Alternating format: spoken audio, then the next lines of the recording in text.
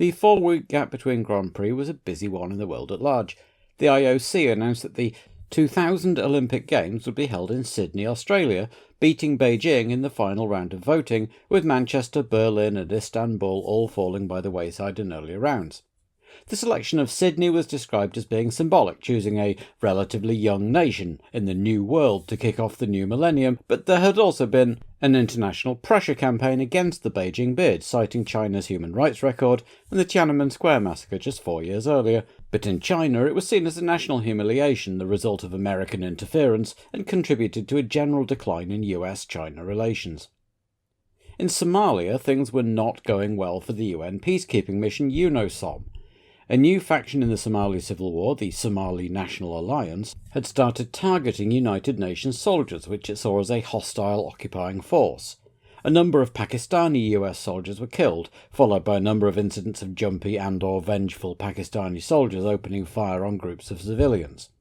The United Nations issued an arrest warrant for the SNA's leader, General Mohammed Aidid.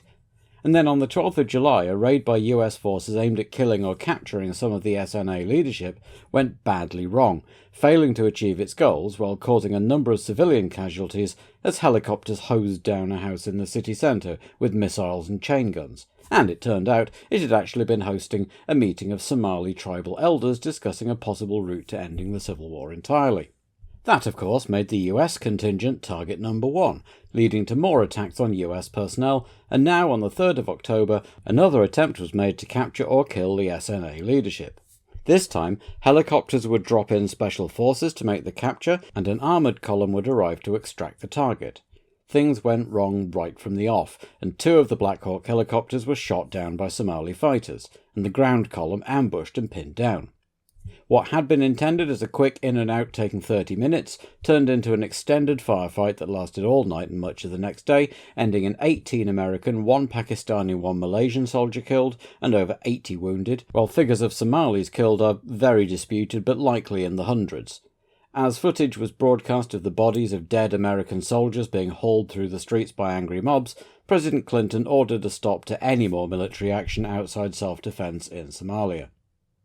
Meanwhile, through late September, things had been coming to a head in Russia, where there had been a power struggle between President Yeltsin and the Russian parliament, both of which saw themselves as the ultimate authority in the country and sought to establish their dominance. In early September, Yeltsin attempted to suspend his former running mate and deputy Alexander Rutskoy, who had ended up being a major adversary, and replace him with the more compliant Yegor Gaidar, but the upper house, the Supreme Soviet, refused to recognise the appointment, so Yeltsin declared the parliament dissolved and called for new elections. The Supreme Soviet retaliated by declaring this to be an attempted coup, appointing Rutskoy as the new president with a new cabinet, and declaring Yeltsin impeached. All this was against the backdrop of public unrest at the economic policies adopted by Yeltsin's government, which seemed to be making things worse rather than better following the fall of communism, and many on the street seemed to generally take the parliament's side. On the 3rd of October, as the Black Hawks were flying into Mogadishu, anti-Yeltsin protesters, along with an unlikely coalition of communist, monarchist and right-wing nationalist groups and their affiliated armed paramilitaries, occupied the area near the parliament building and, encouraged by Rutskoy, took over the TV tower in Moscow mayor's office, putting many TV channels off the air and killing 46, including foreign journalists, and wounding hundreds. With no official word on what was happening, rumours spread that over 1,500 had been killed in a massacre, and a crowd of Yeltsin supporters gathered in front of the Moscow town hall, preparing for further attacks. Finally, on the 4th of October, tanks of the Russian army rolled into town, firing shells at the upper floors of the White House to sow panic and force snipers to move, while minimising actual casualties, and then the troops moved in to occupy the White House. Yeltsin had won, and in December would push through his constitutional reforms, giving the presidency supremacy over Parliament and enabling him to rule by decree. And on the day before the Japanese Grand Prix, Canada held what would turn out to be a historic federal election. The governing Progressive Conservative Party, thanks to a combination of unpopular economic policies and a fracturing of the vote thanks to the emergence of new parties, suffered the worst defeat of an incumbent party anywhere in the Western world up to that point. Having won 169 seats at the last election in 1988, they won just 2 in 1993, with Prime Minister Kim Campbell losing her seat. Elected instead was the Liberal Party, gaining 96 seats and making its leader Jean Chrétien PM.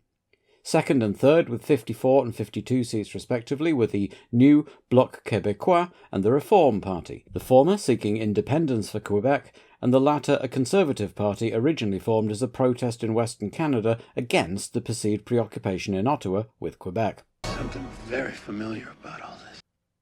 And the IndyCar season wrapped up at Laguna Seca Raceway in California, with the Penske's on the front row, Mansell and Danny Sullivan behind. Tracy got the jump at the start and cleared off into the distance, with Mansell taking some time to get the hang of the tricky circuit. Around half-distance, Nigel tripped over backmarker Scott Sharp, who was driving his first race, and had to come in for repairs, which delayed him further, only to have a terminal accident with Mark Smith that the highlights package didn't even bother to show. The two Penske's were running together when Hiro Matsushita got in Fittipaldi's way and sent him spinning off, but somehow he was able to get going again, rejoin the track, and charge back up to second place as Paul Tracy took his 5th win of the season, equalling Mansell's total, clearly a champion in the making himself. With all of that going on, the F1 world remained resolutely unshocked by the official announcement that Ayrton Senna would be joining Williams for 1994 on a 2-year contract, with Damon Hill as his teammate for 1994 at least. Senna renewed his association with Frank Williams, who had given him his first F1 test in 1983, and with Renault, who had powered his Lotus in 1985 and 86. While Renault, for their part, were happy with the idea that they would get to power 3 champions in 3 years. Scuttlebutt, supporting Ron Dennis's comments before the Portuguese race, suggested Senna was on an eye-watering $20 million a year, which Rothmans would mostly be paying, with Williams also still needing to pay off the second year of Prost's contract at the same time. Renault's rival Peugeot also announced that they would be entering F1 as an engine supplier in 1994, and a couple of weeks later, again to nobody's great surprise, McLaren announced their engine partnership with the Sochaux firm, who would supply their V10s free and exclusively on a works basis. With Shell still on board as fuel sponsor, Peugeot's usual partner Total would have to take a back seat for now, but Williams-Renault versus McLaren-Peugeot for 1994 saw two Anglo-French giants going head-to-head. Mika Hakkinen was widely expected to be confirmed as one of McLaren's drivers, though the identity of his teammate was still a matter of much speculation, with Alain Prost rather wearily denying speculation that he would indeed change his mind about retirement and return to the fold. There was less optimism at Ligier, where it was revealed in early October that the French court had spent much of the year investigating Cyril de Rouvre over fraud relating to his purchase of the Sofragec firm and its subsequent sale to film company UGC. If convicted, de Rouvre would have to sell his 85% stake in the team, and Luciano Benetton and Flavio Briatore said they were interested in buying the team in order to get their hands on those sweet Renault V10s. Briatore was quite open about it, saying he'd already talked to Guy Ligier, Renault, Elf and Gitane, and was expecting a resolution by November, which all seemed a bit presumptuous as de Rouvre was still very much in charge. The team did, however, turn heads with a new colour scheme for Martin Brundle's car, a very eye-catching art piece by artist Hugo Pratt, creator of the Corto Maltese comic book, whose main character was always seen with a gitane dangling from his lips. Not everyone loved it, but it certainly was unique. I rather like it. More pieces were also falling into place for next year. Keke Rosberg was fuming as he thought he'd negotiated JJ Leto into a footwork, only for JJ to shoot his mouth off in front of journalists and reveal the salary Rosberg had negotiated with Jackie Oliver was much higher than he was getting at Sauber, so the deal was off. But Peter Sauber had already announced that Karl Wendlinger's new partner would be Heinz-Harald Frentzen, the third of Sauber Mercedes' famous sports car team from a few years earlier, along with Wendlinger and Michael Schumacher. So JJ was left out in the lurch. Lotus confirmed that with Zanardi apparently still recovering from his injuries, Pedro Lamy and Johnny Herbert would drive for the team in 1994. Sandro had actually been given a test at Silverstone, but had spun on about the 4th lap out. Rumours in the team suggested that Zanardi was in fact fine, and certainly would be by the start of 1994, but that Peter Collins was keen to keep Lamy, who he saw as a better prospect in the car. 2 new teams had been officially announced for the 1994 season. The successful Pacific team making the step up from Formula 3000, and the SimTech Design Bureau, who'd done work for a number of abortive F1 projects, but had now decided to enter on their own. There was also the traditional flurry of driver changes in Japan, as money started to run thin at the back end of the grid. Already out of favour, Christian Fittipaldi was bounced out of his seat at Minardi by Jean-Marc Gounon's £1,000,000 from the French Tobacco Fund and his home region of the Ardèche. Fittipaldi thought he'd raised enough to secure the seat, and only found out when he arrived in Japan that he wasn't driving. Furious, he and Dad Wilson marched into the Minardi pit to demand an explanation, and a flustered Giancarlo promised Christian he'd get his full annual salary, but that didn't really help mollify them. There was less drama over at La Rousse, where team co-owner Philippe Alliot stepped aside to allow local driver Toshio Suzuki to hand over 600,000 francs for the last 2 races, keeping the wolf from the door until the end of the year. And at Jordan, as previously announced, Emanuele Naspetti returned to testing duties, as Eddie Irvine, who'd been competing in Japan for a couple of years and knew Suzuka well, got his Grand Prix debut. Car 15, Eddie Irvine. Born in 1965 in the town of Newton Ards in Northern Ireland, Edmund Irvine Jr. started racing in 1983, inspired by Northern Irish driver John Watson and funded by his father Edmund Sr. in exchange for putting in some free shifts at his scrap metal business. Moving to the mainland, he entered Formula Ford and won his first race at Brands Hatch the following year. After a couple more years in Formula Ford, he joined the Van Diemen team for 1987 and won both the SO and RAC Formula Ford Series and the Formula Ford Festival. That winter, Marlborough organised a driver test and Irvine won the prize, a drive in Formula 3 for West Surrey Racing.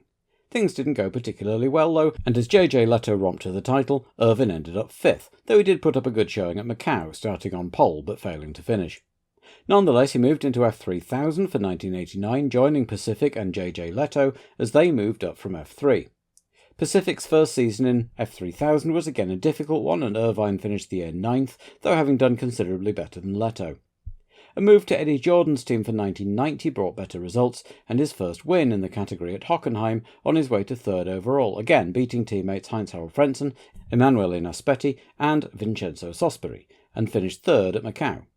A move to Japanese F3000 for 1991 saw him win again at Mine, though unreliability and a somewhat aggressive streak saw him only finish 3 times and finished the year 7th and 8th in 1992. But 1993 was much better, and he goes into the last race just 3 points behind championship leader Kazuyoshi Hoshino. Car 19, Toshio Suzuki. No relation to Aguri, Suzuki is a very common name in Japan. Toshio is making a very late debut at the age of 38, and is very much regarding this as a bucket list kind of thing rather than the start of a new phase of his career. He spent most of it racing in Japanese domestic F3000 and its predecessor F2 series, debuting in 1980 and with a singular lack of success until suddenly hitting form last year and coming second to winner Mauro Martini with 2 wins late on. He, however, had much more success in touring and sports car racing, dominating the 1990 Japanese touring car season with 5 wins and a 2nd place out of a 6-race season, co-driving with Kazuyoshi Hoshino, and runner-up in 1991 and 2, as well as having entered Le Mans since 1985, the highlight being 1993, when he finished 4th overall alongside Masahiro Sekiya and Eddie Irvine. Car 23, Jean-Marc Gounon. Gounon had been due to make his F1 debut in South Africa earlier this year, having been named as one of the March team's drivers for the new season, but when it all fell through, he was left rather high and dry. An offer to race in F3000 also came to nothing, and although he was able to do some testing for La Rousse, with whom he'd been linked in the off-season, it was the Minardi team who turned out to need his sponsorship cash the most, and so it was in the white car that he would finally get his debut. Despite the withdrawal of Honda from F1 at the end of 1992, the circuit was packed as usual, the circuit recording a cumulative 340,000 entries over the weekend. The Honda president Nobuhiko Kawamoto was in the paddock and told the assembled journalists that the company definitely had no plans to return to F1 in an official capacity, and that the car they'd built and tested here with Satoru Nakajima was just for training their technicians, though he did confirm a persistent rumour that since last year Honda had been loaning engineers to Ferrari to help design their V12s. And of course there was Mugen, still using their MF351 V10 engines based on the 1989 vintage Honda RA109 block. Yamaha were also pulling out the stops at their home race, producing a new version of the Yamajud V12 for Tyrrell in the hopes of doing well and maybe even breaking the team's points duck for the year, and Fuji TV had installed little cameras in the cockpit pointing at the pedals so viewers could watch Andrea and Ukio's feet at work. Benetton were trying out a new 4-wheel steering system cooked up by Pat Simmons and Rory Byrne, which the FIA would be taking a close interest in, but the early feedback from Schumacher and Patrese was, while it drove quite nicely, it didn't actually seem to make much of a performance difference. Prost had never won at Suzuka and was keen to wash away some bad memories of the place with a farewell win, and was fastest on Friday, but only just, with Michael Schumacher just 0.02 off, and Häkkinen again being faster than Senna. But all the times came down on Saturday, and Prost claimed his 33rd career pole, putting him level with Jim Clark, with Ayrton Senna going great guns to take second, 0.13 seconds behind, and spitting feathers after being balked on his last flying lap by Andrea de Cesaris, when he thought he was on for pole. Häkkinen was third again, this time 0.032 seconds behind his teammate, but ahead of his old F3 sparring partner Michael Schumacher to the tune of 0.2, with Berger holding provisional pole for much of Saturday and ending up 5th, while Hill pronounced himself happy enough with 6th in his first attempt on the tricky circuit, albeit 1.2 seconds off pole. Alesi should have been 7th, but had his best Saturday time disallowed because he'd passed de Cesaris under a red flag, so combined with his 2 offs he'd start back down in 14th. The Footworks, also keen to do well for their Japanese owners and engine suppliers, were also looking good, Warwick 7th and Suzuki 9th, but between them was Eddie Irvine, making a big impression in his first race. The Jordans were going really well here, and Barrichello might have done better than 12th if he hadn't chucked his car off a couple of times in his determination not to be beaten by a teammate for the first time all year. And then the usual litany of issues. Patrese with 10th with active suspension problems, the Saubers were understeering in 11th and 16th, the Ligiers 15th and 17th just couldn't find traction, while Martin Brundle was still black and blue from a major testing shunt at Magny-Cours, which he described as the worst of his career. The Loti 19th and 20th had electronics issues, and Comas couldn't find the right settings for the Larousse. At least Katayama did well in his home race, while de Cesaris capped an undistinguished session by going off and lining up 18th. Of the other new boys, Toshio Suzuki had a clutch problem, an engine failure, and a general unfamiliarity with F1 cars, while Gunnar had a sore neck after having been out of action since March and had never even seen Suzuka before, so was content to be 6.6 seconds off pole, start at the back and see what transpired in the race. With nobody in the end having sent a third car as was rumoured, there were just 24 starters. Sunday morning was overcast, and while the temperatures rose and the sun was out as the cars lined up on the grid, there were still clouds lurking around, threatening thunderstorms. The crowd, though, were electrified already, with the Guru Suzuki having gone out in the morning warm-up and set the second fastest time, just 0.8 behind Prost. So, combined with honorary local hero Senna's front row start, there was real anticipation. Of course, there were memories of 1990 where Prost and Senna had controversially and famously crashed right on the first corner, but with no championship on the line this year, the prospects of that seemed rather reduced. With a trouble-free parade lap, no Williams stall this time, the green flag was waved and the lights went red, then green, and away they went, with Senna and Prost going for the first corner together, but Prost again had been ever so slightly slow away and went into turn 1 in second place, followed by Häkkinen, Schumacher, and Irvine, who'd got a great start to pass both Warwick and Hill, then took Schumacher round the outside going into turn 2. He'd spent some time at the circuit making practice starts, and it had apparently paid off. Further back, Jean-Marc Gounon's first Grand Prix start didn't go quite so well, tangling with de Cesaris in the S's further around the lap, though at least he got away with an excursion across the gravel, while the Tyrrell ended up in the tyre wall. Senna, meanwhile, was putting some distance between himself and Prost, while Irvine was putting up the shutters to try and stop Schumacher from getting back past. By the end of lap 1, Senna's lead was almost exactly 2 seconds, while Gounon came in to have his front suspension checked over. Things began to string out almost immediately, and by lap 3 there were 2 seconds between each of the 4 top runners, Senna, Prost, Häkkinen and Berger, with Irvine a second behind the Ferrari and Schumacher still stuck to the Jordan's rear wing. Schumacher finally got passed off camera on that lap, and Eddie now had Damon Hill in his mirrors, followed by the 2 Footworks and Patrese. As Gounon was finally released from the pits, now 5 laps down, Schumacher had caught Berger and was following the Ferrari closely, while Hill got past Irvine again off-screen. The Eurosport coverage I have for this race dips the commentary out at regular intervals, leaving just the car and helicopter noises, so these will be coming and going throughout the rest of the video.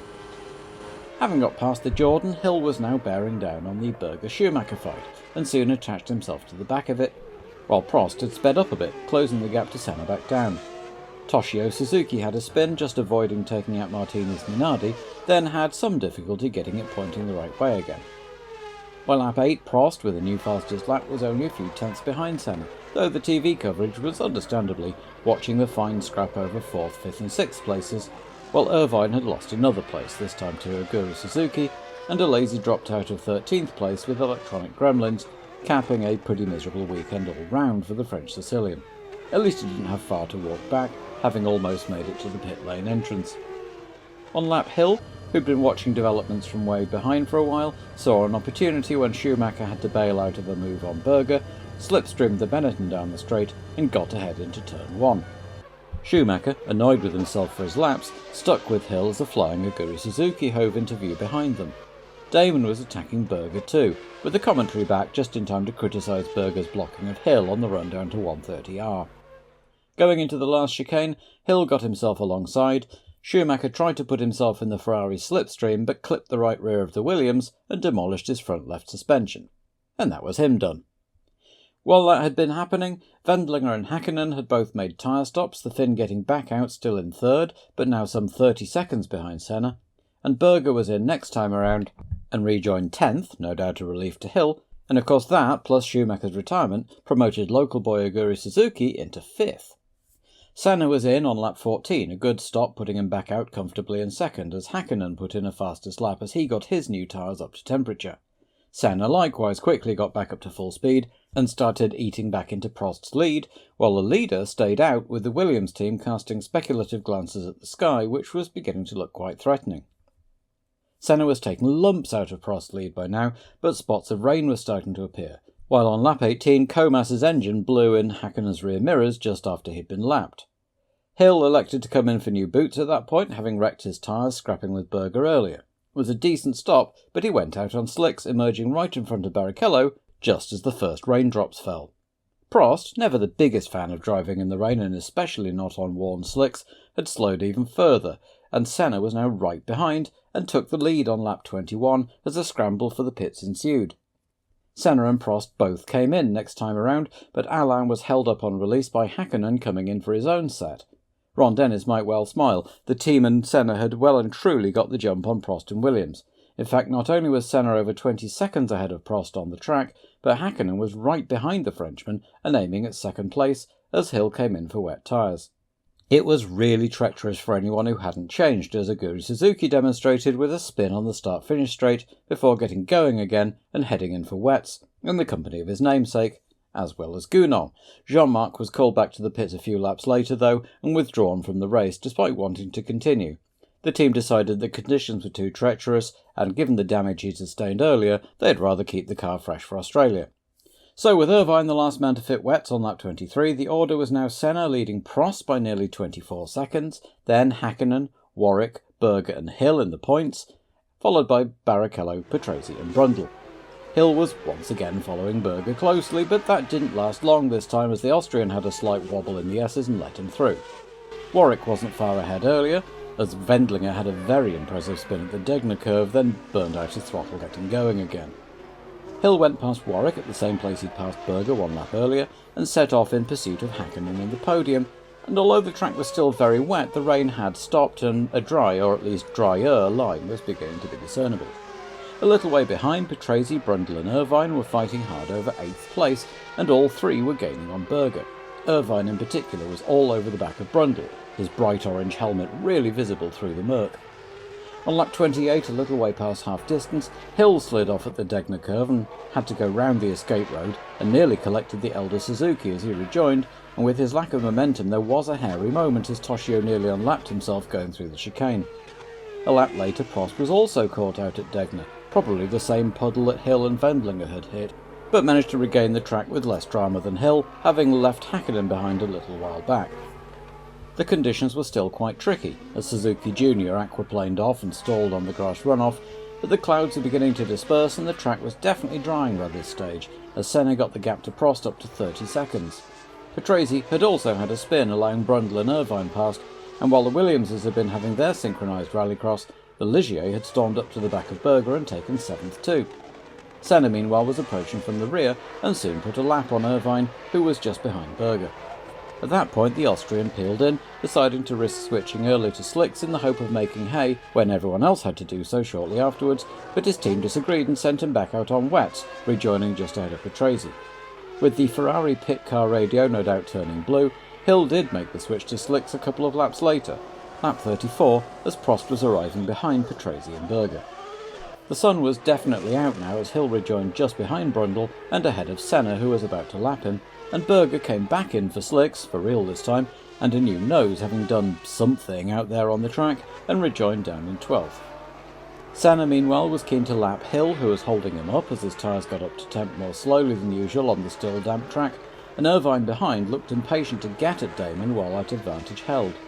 While Hill was busy balking Senna, perhaps being a good teammate and trying to help Prost, or perhaps just trying to keep it on the black bit, suddenly there was a loose wheel on the track, Brundle's Ligier having shed its left rear just before 130R and right in front of the Hill-Senna-Irvine train. The veteran made it back to the pits to have 4 new ones put on. Meanwhile at the chicane, Irvine drove past Senna to have a crack at Damon himself. But by then Hill had got up to speed, and now Senna was stuck behind the pair of them, increasingly furious, as Irvine got past and Hill retook the place several times, both completely absorbed in the fight for position, and neither willing to cede an advantage by allowing Senna through. For everyone except the occupant of the number 8 McLaren, and presumably his team, it was a great watch though, and Jordan's best race in some time.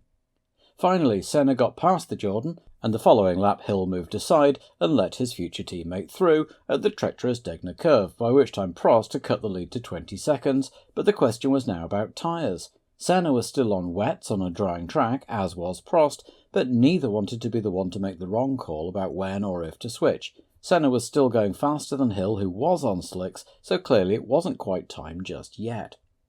Prost, for his part, had found himself a bit stuck behind Derek Warwick because overtaking involved moving off the dry line, but finally got past. Derek had already stopped for slicks, and apparently Prost judged he'd made the right call because he came in himself next time around, lap 40, with Hakkinen and Irvine following suit the same lap. Conditions were changing rapidly, and Hill had now caught back up to Senna and went past pretty easily, though he needn't have bothered because Ayrton was in at the end of that lap, in and out without losing the lead, so on lap 42 with 11 to go, Senna led Prost by 24.5 seconds, with Hakkinen third another 24 seconds behind Prost, Hill fourth another 40 seconds behind, then Barrichello, Warwick, Irvine, Leto, Patrese and Blundell making up the top 10. Brundle was by now up to 11th as he recovered from his mishap, passing Herbert when the Lotus pitted. Berger's race, and Ferrari's, came to a smoky end on lap 43, while Derek Warwick was suffering some braking problems, and Irvine, recovering after his own pit stop, was closing fast, still eyeing a point on his debut. The two Loti, meanwhile, were running close together, Herbert behind Lamy, both 2 laps down, in 13th and 14th places. They moved up one when Patrese's engine dumped oil on his own rear tyres and spun him into the tyre wall at the final S-bend.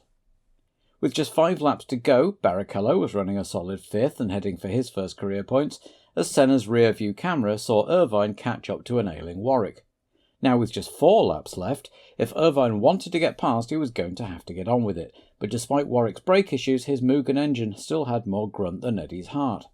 But coming into the final chicane, Irvine simply ran into the back of the footwork, spinning both cars around, but while Warwick was left stranded in the gravel, Irvine managed to keep going and not even lose 6th place. As Warwick contemplated being punted out of the race within sight of the points for the second race running, and Martin Brundle set a fastest lap as he continued charging, Pedro Lamy hit a slippery bit, possibly some of Patrese's oil, it was certainly in the same place, and demolished his Lotus on the Armco, starting an oil fire. Like Ricciardo, Pedro climbed out a bit shaken, but fine. As they went round the last couple of laps, Senna already cruising and waving to the fans, Irvine was still charging and closed right up to the McLaren before unlapping himself again as Senna began the last lap, which of course just meant Eddie'd have to do another one. Meanwhile, further back, Leto and the 2 Ligiers were running close together, and as Senna crossed the line to take his 41st career win and his second in Japan, Blundell overtook the Sauber, but Brundle was caught out by Leto's braking and ended up in the gravel. And just to add insult to injury, Prost shot around and took the fastest lap on his way to finish second, denying Martin what would have been his first fastest lap of the race. Hakkinen came in a career-best third and caught up to Ayrton Senna as he stopped to try and find a flag, but to no avail this time as the Japanese marshals kept the fans on the right side of the fence for once. Hill, Barrichello and Irvine were 4th, 5th and 6th, the latter two both scoring their first career points, with Blundell 7th and Leto 8th, Brundle classified 9th, and Toshio Suzuki satisfied to finish his first race even if he was last and 2 laps down, but nonetheless not a bad performance for a 38-year-old rookie in tricky conditions. The 2 McLaren drivers looked pretty satisfied in the Parc Fermé and on the podium, as did Ron Dennis, having had one of the team's best weekends for a while and equalled Ferrari's all-time win record of 103 into the bargain, and apparently having decided that maybe Ayrton wasn't quite so bad after all. But Senna was still seething, and after the prize-giving he went round to the Jordan garage, where everyone was beaming after scoring their first points of the year, and a double points finish to boot. Journalist Adam Cooper, who was waiting to interview Irvine, caught the conversation between Senna and Irvine on his dictaphone. The official F1 on the Edge podcast from the 30th of June 2021 has the full story, including the original audio, and is well worth a listen. Link in the down there part. The gist of it was that Senna said Irvine's driving was dangerous and that backmarkers shouldn't unlap themselves anyway, while Irvine said that Senna was going too slow, which just riled Senna up even further, and after a few more insults were traded, he punched him in the face, knocking him off the table he'd been sitting on, before the Jordan mechanics and Senna's engineer, the burly Giorgio Escanelli, jumped in to physically separate the two, as Irvine called "insurance claim" at the retreating Senna's back. Cooper then did his planned interview with Irvine, who added that he'd lost all respect for Senna even before this incident. Earlier in his career he'd idolised Senna and even used his helmet design, but now he said he saw him as the old man who needed to get out of the way of upcoming drivers like Schumacher, Hakkinen and, no doubt, himself. Anyway, Senna stalked off to Roland Brunschreider to demand that Irvine be reprimanded, leaving Roland to wonder aloud if they were going to have to start putting the drivers in parc fermé as well as the cars, then headed back to the McLaren party before heading off on the first available flight to Papeete to prepare for his last race with McLaren. Nonetheless, Senna had closed up within 3 points of Hill in the race for the runner-up spot, while Schumacher's accident put him out of that particular contest. Similarly, McLaren moved back ahead of Benetton by 2 points, so second place in the Constructors' Championship was also very much up for grabs in Adelaide in 2 weeks' time.